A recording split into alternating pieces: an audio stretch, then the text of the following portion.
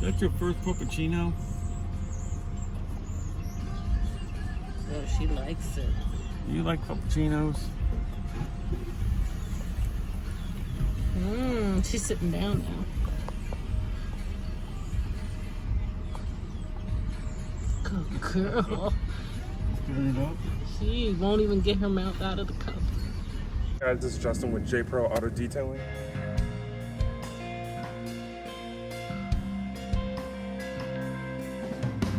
We are here and we're just going to kind of go over what we did. We went ahead and did what we call our 7-year ceramic coating. It's a multiple layer process. First we go through, we do any kind of correction we need to do to the paint as far as polishing, single stage, 2-step in some various spots. Coated that so it's super slick. It's going to be resistant to your love bugs, acid. Granted, we don't have to worry about acid rain down here, but if we ever did, gasoline, there was a problem as noted in the video before where they overfilled and it nasty stained it. Now it's gone, protected. If it gets on there again, it's just going to dissipate. We went ahead, took the wheels off, and did our wheels off package with ceramic as well. So if any kind of brake dust gets on this or anything, it's just going to wash right off.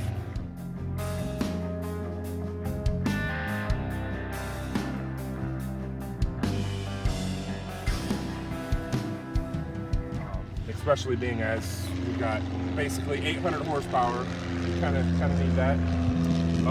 We as well went ahead and, sounds weird, but ceramic coated the leather seats. I know one of the biggest things was that we were worried that it was going to change the feel, even the color, since these are like the most amazing seats to sit in.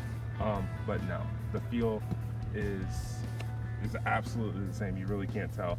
But if there's any gene transfer, any crayons, any lotions, arm oils, anything like that, typically those would stain and be a pain to remove. Now you just simply take a damp cloth, rub it in, and it's completely gone.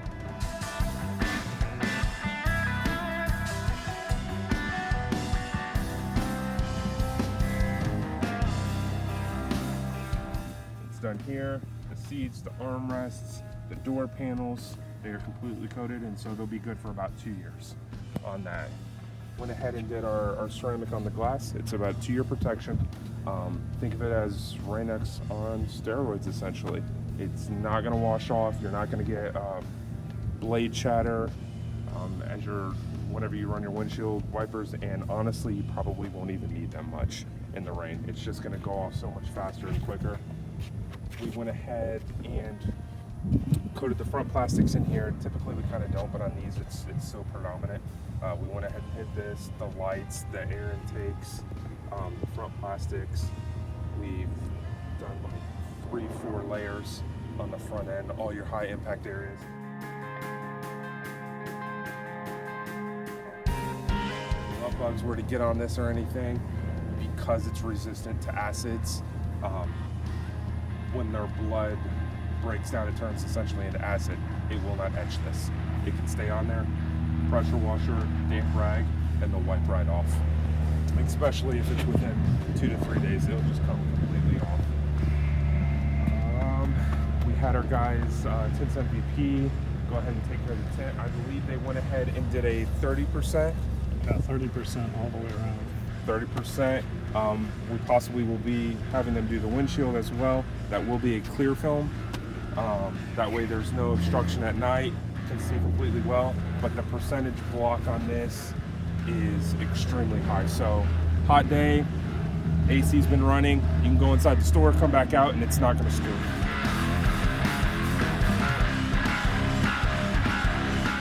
The rear end, went ahead and did as well. I know one of the big concerns was getting in and out. Ceramic isn't exactly for like massive gouging or stuff with bags, but anything light going in and out of here, rubbing, that can take some of the bruntness out of it, as well as just if anything were to spill here.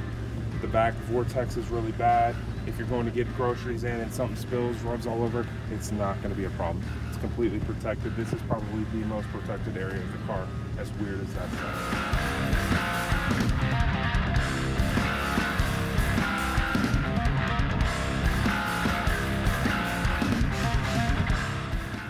that about does it.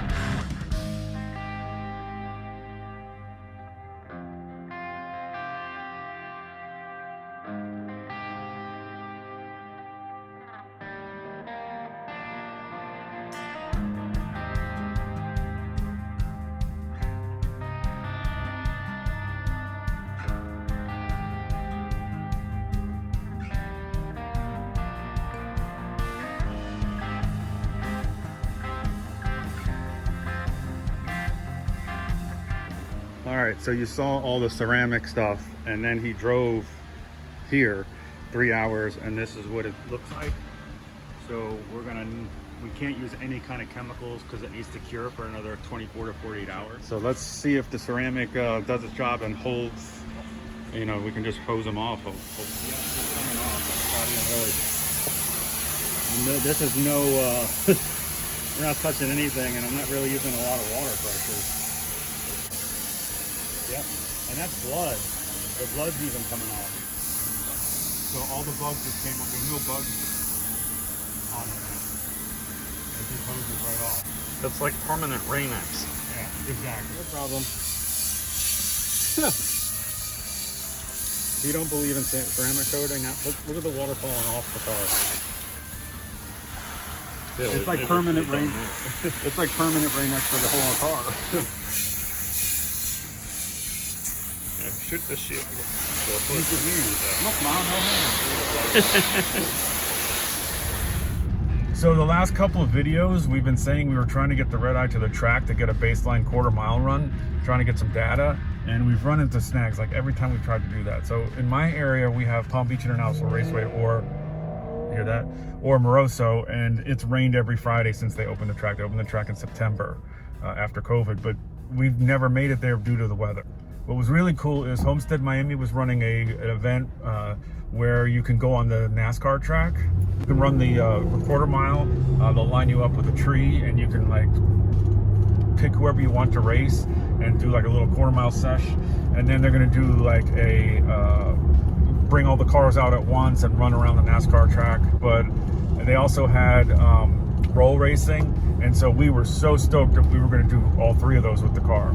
So that was on Halloween, and then they canceled it.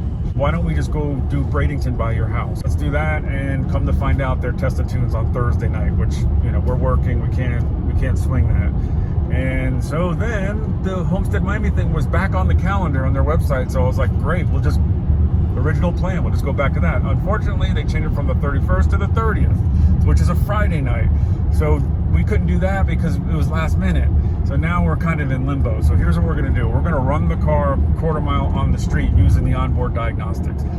Granted, it's not accurate as far as, you know, the 60 foot and all that at a track per se. We're gonna try to run it with the street tires. We're not gonna mess with anything. We're just, as you were just racing it on the street. So we're gonna try to do that. We've been slacking on getting numbers for this car. It's been months, and due to COVID and weather, we just can't get it together. So we're gonna try to do something to get some data in this video. So stay tuned for that. We're back at the car show, and it's booming today. Look at this thing. Looks like it's got a late model. Yeah, I had that intake on my Mustang. They're extremely light. This is all fiberglass, so you don't need a, wait a minute. Take that back. Actually, that's a turbo, never mind. Couldn't see it under the shield. But it's pretty cool. Old gauges. Sorry, it's dark. It's a grabber blue with white stripes. It's beautiful. Side pipes. This thing must get it. This must go, man. It's got a 5-liter with a turbo. Yeah. Beautiful. Look at this Fox body here. Looks like he's got the trick flow package on here. It's probably got trick flow heads, got headers, got the trick flow intake. Drives it daily. It's a 91 coupe. Pretty clean.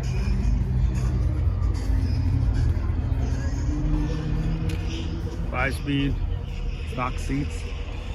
Nice. Look at the motor it's got in it. Look. He's got an SR2 5.7 Hemi in here. That's cool that he did 2007 or 8 GT500. It's got a couple bolt-ons. It's definitely got a smaller pulley. It's got a JLT on there. I believe that's the stock supercharger.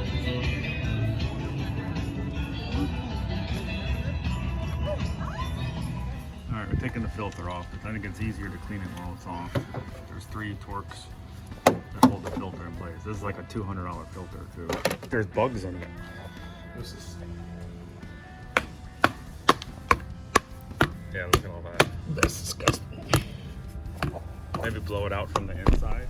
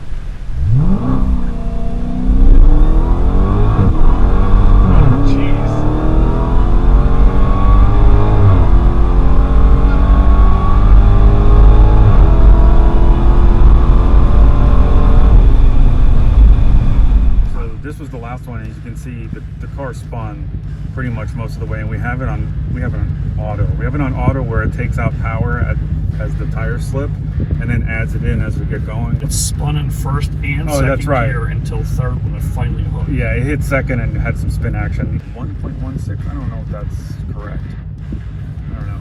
I thought it was 1.86, but anyways, you know, this number would have been higher if it hooked up. The car's very hard to hook up, like I said. So the next best thing to do is probably take it to Bradenton and run it on the quarter-mile track, drop some air pressures, run with the street tires and see what we can do there with a lot of prep.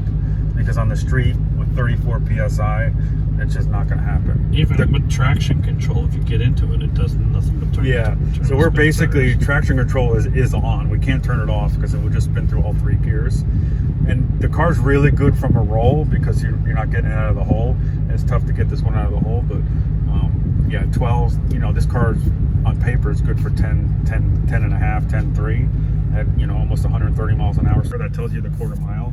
And I was just staying in until we got to like 130, 135 miles an hour, but I'm not sure. But you know what? This is all new. We're going to go to the track. And this is part of driving Hellcats for dummies. Yeah. And you're doing light to light racing. So, you know, in Mexico. In Mexico, yeah, close course. Yeah, there was nobody there.